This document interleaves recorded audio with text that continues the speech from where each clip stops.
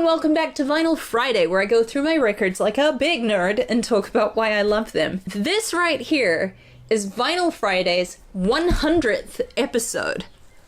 What? I can't believe I have done this 100 times. Very exciting. As many of you know, I love the Beatles, and so in order to celebrate this most auspicious of occasions, I've decided to present to you 100 of my favorite moments in the entirety of the Beatles catalogue. This has been a tall task, a massive undertaking, a significant to-do. Basically what I did is I took 2 weeks and listened to every Beatles song ever recorded from the beginning to now and then. And I made notes every time I heard something that made me go, oh, I love that part of the song. That list ended up being 800 items long. And so I've had to cut that 800 item list down to 100, and let me tell you, it has felt like cutting off my own limbs. But it's okay, I can do other episodes. It's fine. I'm over it now. Here were the house rules that I established. I couldn't include riffs. It had to be a discrete moment in the song. Actually, I think that was basically the only rule. Because of that, there are entire songs that are some of my favorite songs in the catalog that I couldn't include in the list because I couldn't point to any specific moments in the song that I love. I just loved the entire song. So please know this. If there is a song that is not on this list, it is not because I don't love that song. It's simply because it didn't fit within the parameters of these tenuous rules that I've put in place for myself. I think that's all the housekeeping. So let's get this show on the road. We're gonna start at the beginning. This is moment number 1. 1, 2, 3, 4! Iconic! What a way to start a song! What a perfect count-in! What a great place to start this video. We're gonna stay with the album Please Please Me and move on to the song Please Please Me for moment number 2. This is the point in the song where the call and response are building this frenzied tension to the point of climax in the song. The falsetto chorus. Come on, come on, come on, come on, please, please, please, oh yeah. That's pretty good. Moment number 3. In the song P.S. I Love You, during the last bridge, John, Paul, and George, the 3 vocalists, each get a little ad-lib. Each of the 3 ad-libs is very charming and I think really displays the personality of the singer. And it goes in order of Beatles seniority at this point in their career, so John is first, then Paul, then George. Oh, send my love to you. You know I want you to remember that I'll always, yeah. Isn't that great? Love that. 4.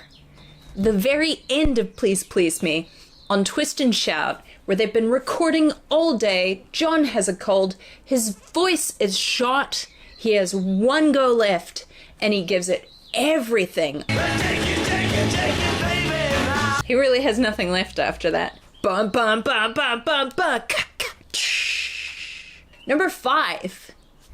It's the manic energy at the top of She Loves You. This was a day when they were in the recording studio and a bunch of fans broke in and all hell broke loose. They were storming the halls and they were knocking over tea carts and they were trying to find the Beatles, and the Beatles had to like barricade themselves in one of the rooms. Once the fans were evicted from the building, the Beatles got to lay down their vocal track for She Loves You, and you can hear that wild enthusiasm in their vocal performance.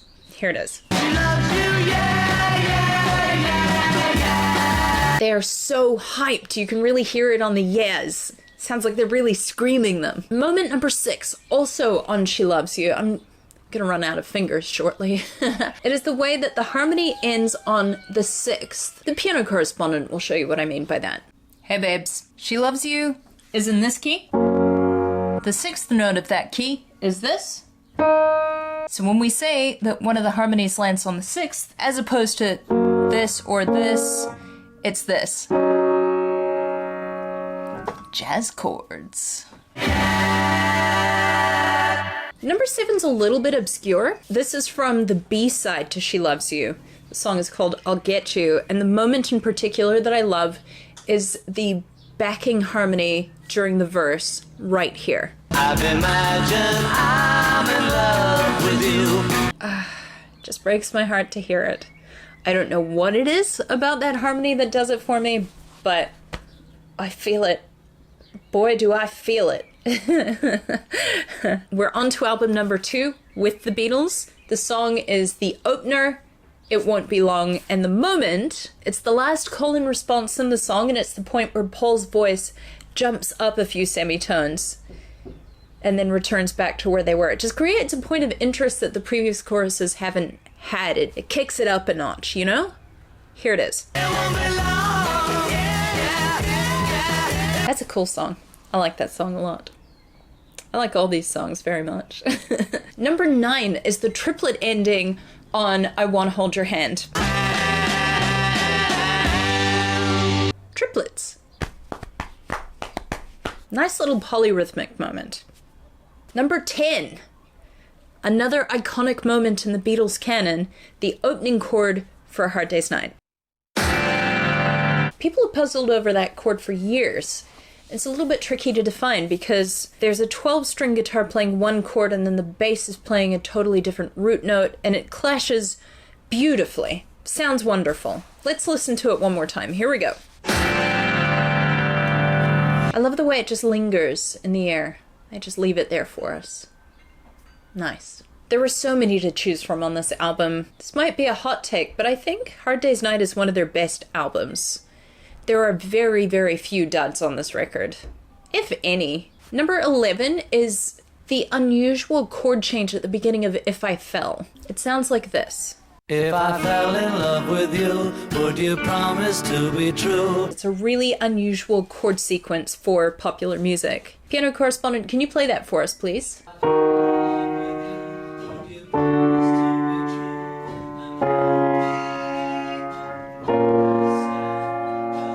Within Western music, there are like families of chords that fit together in songs, and you see them over and over again, and they are familiar to us. Whatever that was, that's not one of them. Do you mind? I'm trying to make television. Number 12, sticking with A Hard Day's Night. Paul McCartney's scream right before the solo of Can't Buy Me Love may be one of his best in the entirety of the Beatles catalog. Here it is. There's a really good Walt Whitman quote that I think is relevant here. I found it. I too am not a bit tamed. I too am untranslatable. I sound my barbaric yawp over the roofs of the world. That's what this scream sounds like to me. Okay, the next point is this charming little bass solo, like a mini bass solo. Now, I suppose it's more of a harmony because it's accompanying the vocal, but it's just the two of them. It's like a little duet in the middle of I'll Cry Instead. Bass correspondent, can you play it for us, please? I'll show you what your loving man can do until then.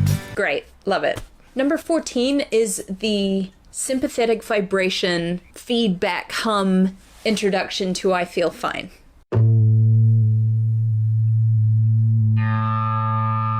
With all due respect to Beatles for Sale, we're going to skip ahead to Help. Number 15 is the beautiful introduction to I've Just Seen a Face.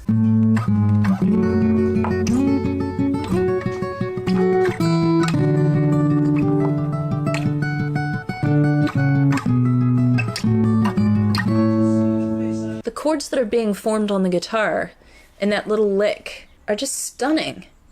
And my favorite thing about it is that it doesn't reoccur in the rest of the song. The chord sequence does, but the lick doesn't, and that feel doesn't. That sort of 6/8 time, I guess. Its own discrete, self-contained unit of music. I love it. It's so pretty. Number 16 is the way that Paul sings that final chorus in harmony with himself. So, so nice. Here we go. Oh, falling, yes, I'm falling. I don't know what it is about the timbre of his voice on this track, but it just feels so rustic. It's rubber soul time, babies. Number 17, the harmony, the 3-part harmony on You Can Do Something in Between. These are the 3 parts. You can do something in between. Number 18, the moment when the sitar hits in Norwegian Wood. It's so novel, it's so fresh. You're used to what the Beatles doing acoustic songs sounds like. They've played around with that on Beatles for Sale, on Help, but here they're bringing this entirely new texture that they haven't used before. Even if you've heard the song 1,000,001 times, it still feels fresh, for me at least, when that sitar comes in. Number 19 is the tasty bass lick in The Word. Oh, tasty. We're staying with The Word for number 20. It's where the high harmony kicks in at the end of the song. It stops the song from becoming too repetitive too. Great. A+. Number 21 is this line in What Goes On. Did you mean to break my heart and watch me die? The melodrama. Number 22 is the matchbox percussion on I'm Looking Through You. Here's one I prepared earlier. I'm looking through you.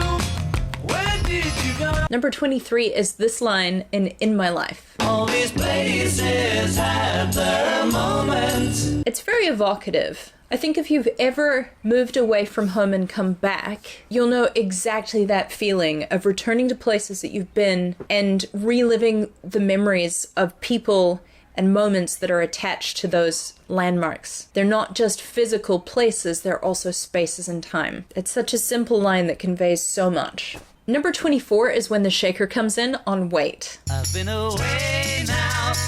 It's so loud in the mix, I don't know why, but it works. I love it. Number 25 is the cluster chord at the beginning of Paperback Writer. I recently did an episode on Paperback Writer, so here's the breakdown of that. Paperback writer. And with that, we're on to Revolver. The next one is this bass part during the bridge of Taxman. Delicious. 27 is when the cellos double the vocals in Eleanor Rigby. Wiping the dirt from his hands as he walks from the grave. It's the only time in the song where that happens. It's very effective. Number 28 is another one of those ones where I don't know why it speaks to me so, it just does, and it's the backing vocals for I'm Only Sleeping. Especially here. I love that. It's so pretty. 29, when the beat drops in Love You Too. That's great. Isn't it? Isn't that great? Aren't all of these great? What a rich catalog of music. Moving on. Number 30 is the descending vocals in the last verse of And Your Bird Can Sing. Number 31 is the piano part under the And in Her Eyes section of For No One. Piano correspondent?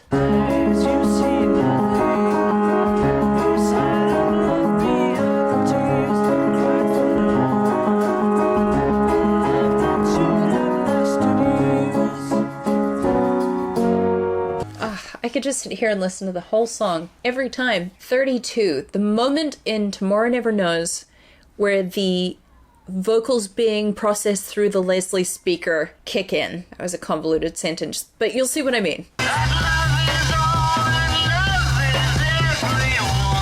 That's not the last we'll hear of the Leslie speaker. I can tell you that much for free. And with that, we're up to Sgt. Pepper's. Number 33 is the moment in Sgt. Pepper's when the chorus drops. With Sgt. Pepper's Lonely Hearts Club Band. That moment of silence before it all comes crashing down. It's this lovely, very proper, very Baroque brass part that's happening. And then it lifts. There's a moment of silence, and bam, we're back into rock and roll music. Oof. Really slams you on the guts, you know? Number 34 is Ringo's high note on With a Little Help from My Friends. He just puts everything into it, and he does such a good job. From my friends. 35 on Within You Without You, and boy did I have to cut a lot of points from this song. They were just eating up space on the list, but there's a lot to love on this song. Number 35 is the point where the strings begin their counterpoint with the sitar during the solo. The instrumental section, I should say. Number 36 is the melody on I'd Love to Turn You On in A Day in the Life. That lovely wobble. It's so tense. So anticipatory. There is something huge coming. And then woof, there it is. Number 37 is also from A Day in the Life, and it is this little piano lick. It's dainty. It's not a big part of the song, but it's exactly what this point in the song needs. It's right after Across My Head. Piano correspondent, can you play it for us, please? Across my head. Number 38 is the way that cacophonous climactic moment in the song finally resolves to that extremely long E chord. The first time you get to the peak of the climax and then the floor just drops out from under you. And you've got the blink, blink, blink, blink, blink. The last time, they give you the satisfaction of resolution.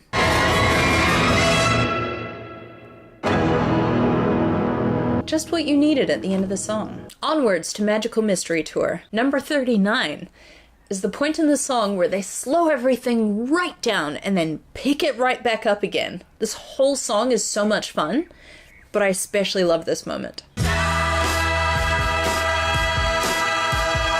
Number 40 is the piano solo at the end of Magical Mystery Tour. I want to hear the song that was going to become. Maybe I'll try writing it one day.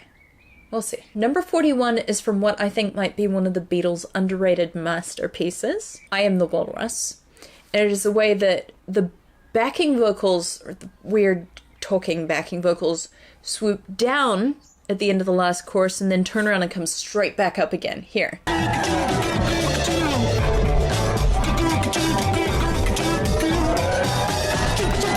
Isn't that cool? Odd choice. I like it. Number 42. 43 is the point in Strawberry Fields where it goes from being a relatively conventional rock pop song to something really strange. It's when the strings come in. 44. Bright and cheery. It is the turnaround right before the chorus of Penny Lane. Piano correspondent, could you show us, please?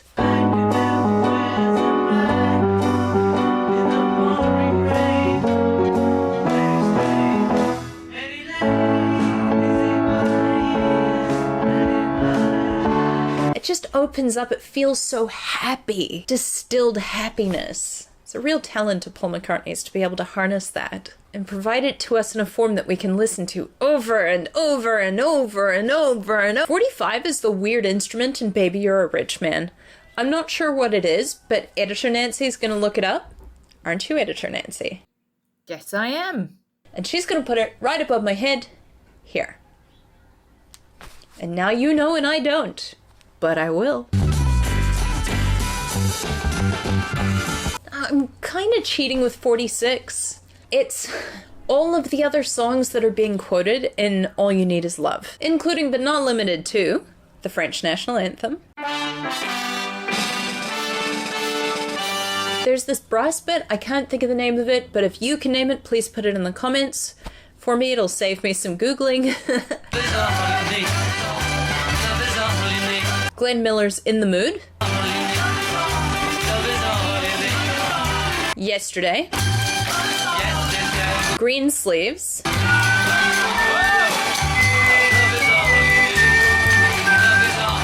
And She Loves You. Oh, I've got these back to front. So that was number 47, and this is number 46. It's this line. There's nowhere you can be that isn't where you're meant to be. Sort of philosophically liberating, you know? 48 is far less grandiose. Black, white, green, red. Can I take my friend to bed? Number 49 is John's ridiculous hyena laugh at the end of Hey Bulldog. And let it just be said, this is a fabulous song, okay?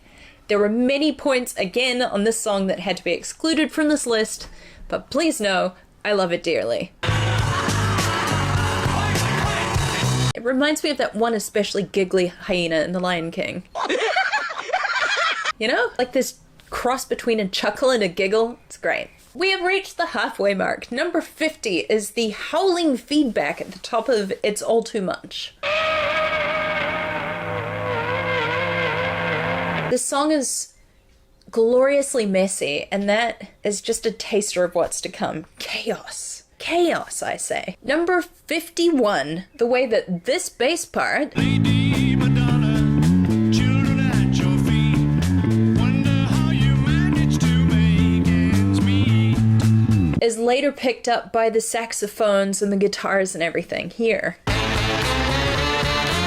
52 is from The Inner Light, Lady Madonna's B-side. I really love the way that in this song, so much of it is gentle and sedate, and then right at the end, all of the backing vocals come rushing in on the line, do all without doing. See all without looking, do all without doing. We're up to Hey Jude. Again, this is one that I had to cut so much from. So much. But I've salvaged two. The first is this harmony. Then you can start.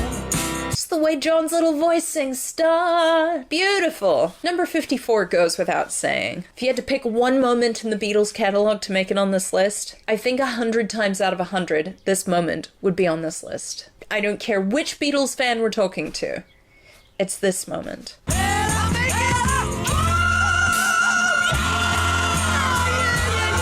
Much like that moment,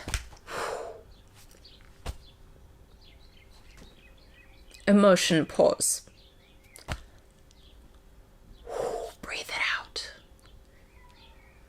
And we're back. Okay, much like that moment in Sgt. Pepper's where there's like a lift, a pause, a breath, and then slam. We're back into the song. I'm speechless. It's such a good drop. That's it. Go and listen to it yourself. Enjoy it in your own time. I'm not going to subject myself to it on camera again. Next, number 55, Revolution, the cadence of... But if you want money for people with minds that hate. Oh, those triplets. So satisfying. It's White Album time. Number 56, when Paul's bass enters in earnest in Dear Prudence. Dear Prudence. 57 is the sax riff from Obla Di Obla Da. Number 58 is when George's tortured moaning at the end of While My Guitar Gently Weeps turns into Yeah, yeah, yes.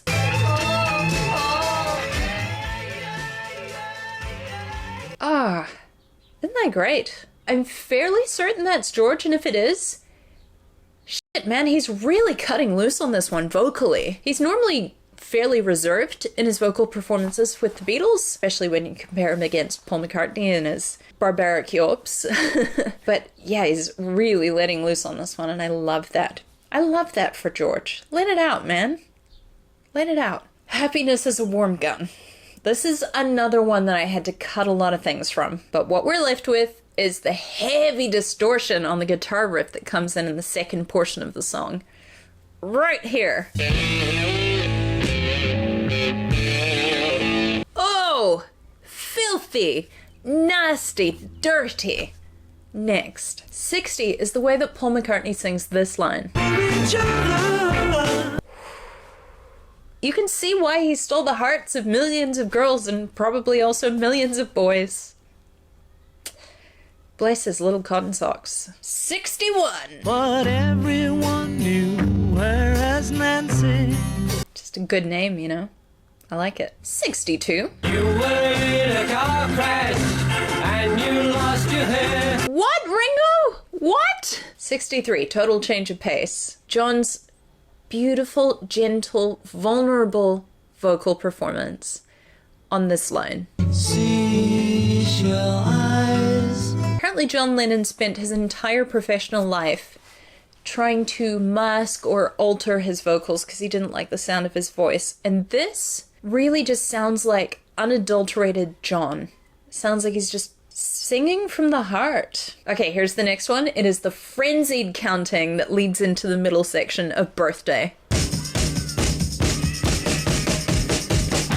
Number 65 has got to be, I was going to say one of my favorite moments in the entirety of the Beatles catalog, but that's exactly what we're here doing and listening to right now. So I suppose what I'm trying to say is, if this were a ranked list, this moment would be very, very near the top.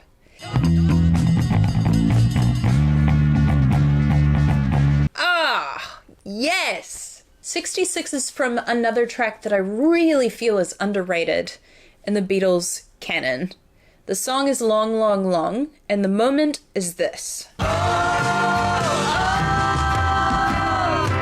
67! Can you take me back where I came from? Can you take me back? Great. Next, 68. Good night, everybody. Color Me Charmed. Although, in my humble opinion, the anthology version of this track is better. I think this is the one instance where George Martin misjudges the balance between poignant and syrupy and saccharine. He goes a little bit too Phil Spector on the released White Album version of this. The anthology version is so stripped back, and you can really get a sense of the tenderness of Ringo's voice. Well, here comes the sun, and that's the end of the White Album. We're going to move on to Old Brown Shoe. This is number 69. Don't. And it is the bass in the middle section of this song. Pretty good solo, too. I think I had to cut that one.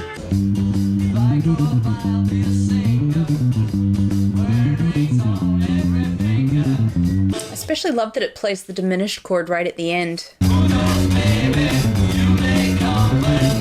Lovely. Delightful. Hideous. But gorgeous. Let it be. Well, well, well. We're nearing the end, people. But we're not there yet. Number 70 is the way that the riff of Dig a Pony is reintroduced and reinterpreted at the chorus. Guitar correspondent!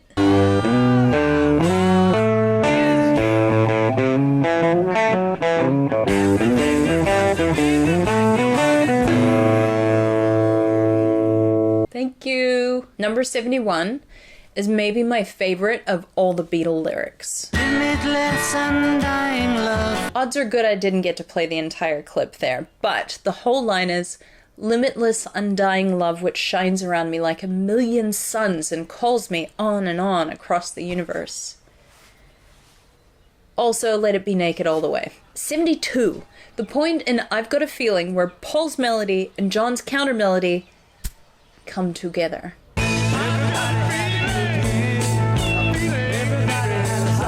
I play this one with my Beatle cover band, Elementary Penguins, and this part of the song is so special. Like, there's this indescribable musical electric connection that I feel with the guitar player when our voices intermingle like that, and a distillation of everything that is special about performing music live. Number 73 is the guitar solo from Let It Be, but it's the good guitar solo from Let It Be.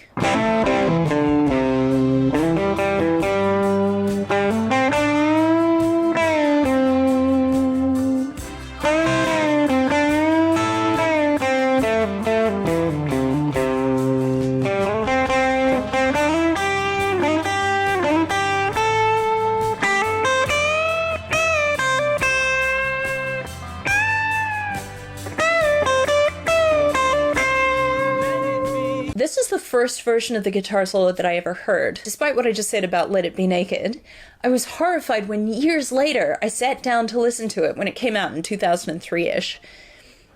And the solo was wrong.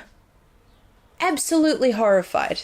Disgusted even. If I had never heard the first version, I probably wouldn't have such strong feelings about the second version. But the distorted one, that is the right one in my heart. And I'd like to think that you all know that in your hearts. Number 74 is the A minor 9 chord that is played at the end of Let It Be, I think, in the last verse. I like this chord in particular because it's an accident. He did not mean to play this, but it sounds great. This is an A minor chord. And this is what Paul mistakenly plays before he corrects back to the A minor. which I think sounds rather lovely. I love that they kept that in. This is it. This is it. We're up to Abbey Road. This is where I need to remind myself to keep it together. Okay, I'm ready. Number 75. Again, iconic. Number 6 requires a little preamble. Please don't come at me for this, but probably my most controversial Beatles opinion. At the beginning of the band's career, George Harrison was not a good musician. He was a great harmony vocalist, but an embarrassingly bad guitarist in places. He made it work, but some of his solos were just a shambles.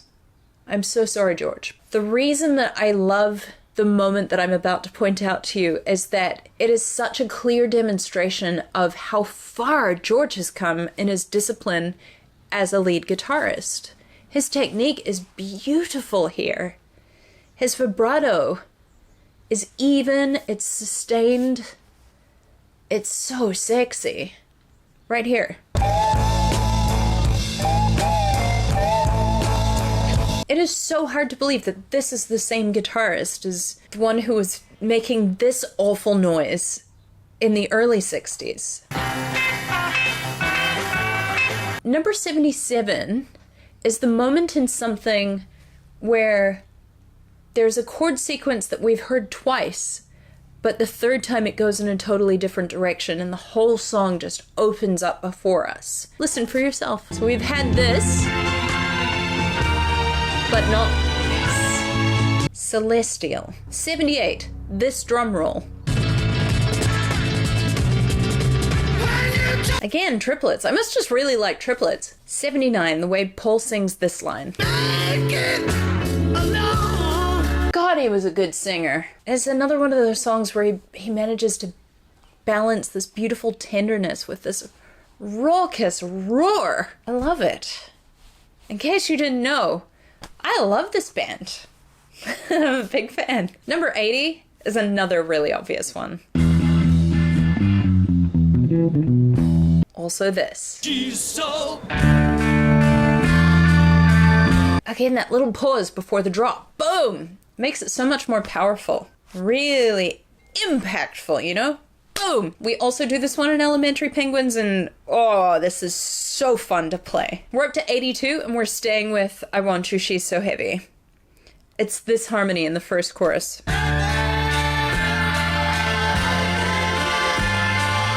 83. Still on the same song. If Can't Buy Me Love is McCartney's best scream, this is Lennon's. Whew. I mean, during the Beatles, like, we're not even gonna get into Plastic Ono Band, because, like, at least a third of that album is John screaming. Good for him. As I said to George earlier, let it out, John. Let it out. We're still not done with I Want You, She's So Heavy. So I hope you like this song. Number 84 is when the extra heavier guitar comes in for that last arpeggiated section. Added heaviness to an already extremely word-painted, heavy song. Yeah. Okay, I promise number 85 is my last point on I Want You, She's So Heavy. Here it is.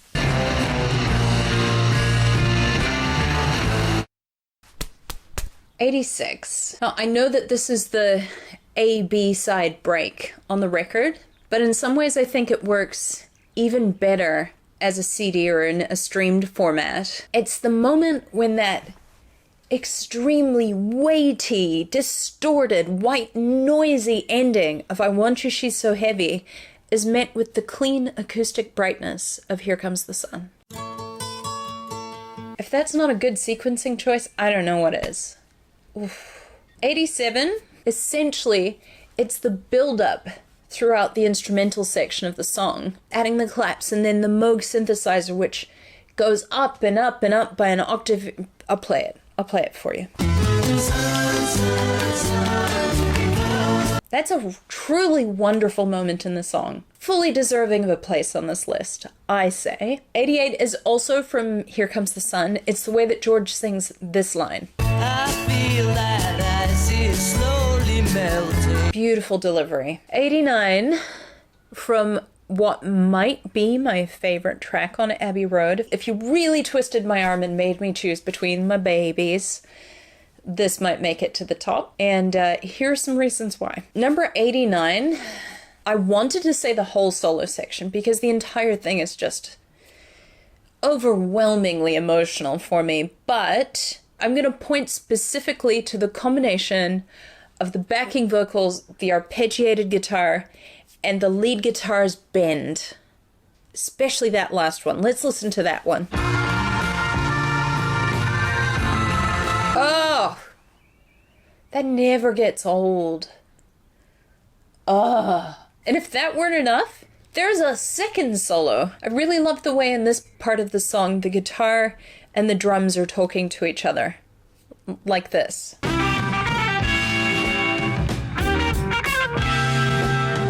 Number 91, this arpeggio. Oh, yes. 92. Oh, we're really nearing the end now. These harmonies. 1, 2, 3, 4, 5, 6, 7. All good children go to heaven. 1, 2, 3, 4, 5, 6, 7. All good children go to heaven. Number 93 is this chord. Just feels like you are being warmed by the benevolent power of the universe. You know? Number 94.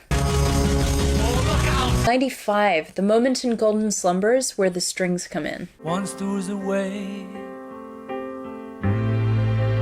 Isn't that sweet? 96. Same song. Strings. Counter melody at the end of the song.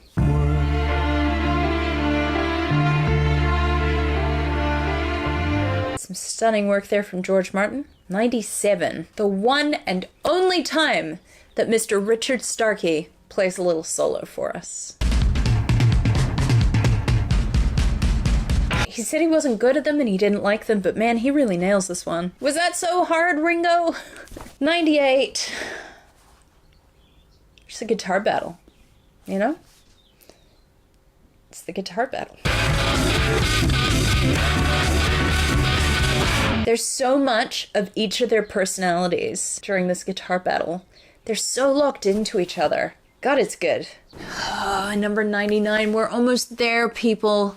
99 is the guitar solo at the end of the end. One more. This may be controversial because I know some people hate this and feel that it detracts from the majesty. You can see where this is going. Of the end. But it's the end of Her Majesty. Someday I'm gonna make a mind.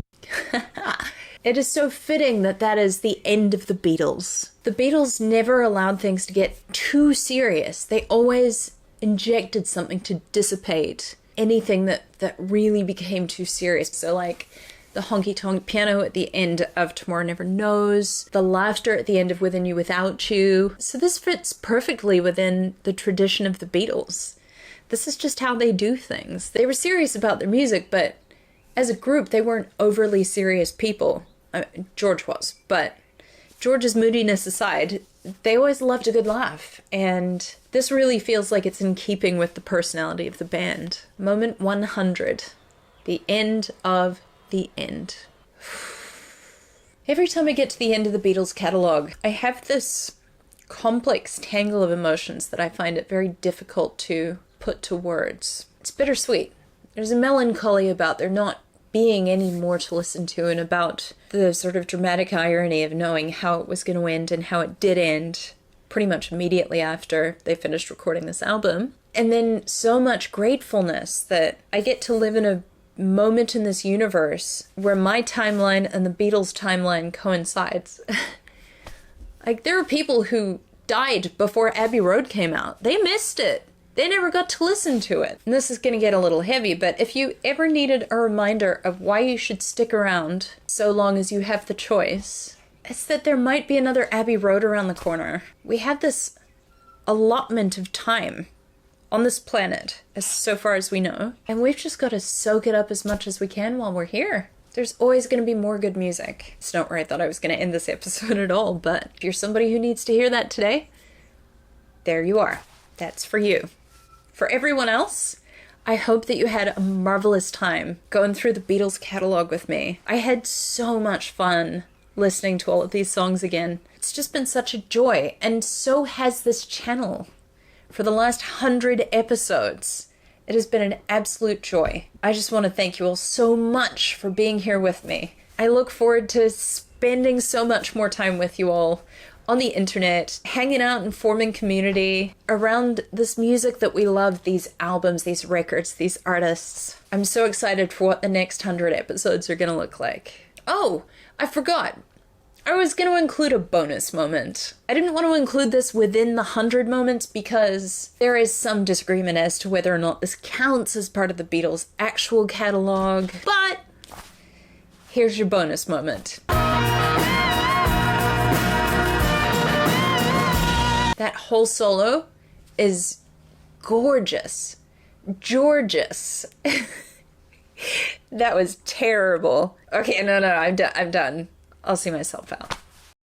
And hey, if you like this episode or you would like to support any of the weird things that we do, there will be a link in the description to our Buy Me a Coffee page where you are most welcome to make a donation. If you have made a donation or signed up as a member, thank you so much. We really appreciate you. If you're curious about what any of our original music sounds like, there will be a link in the description for that as well.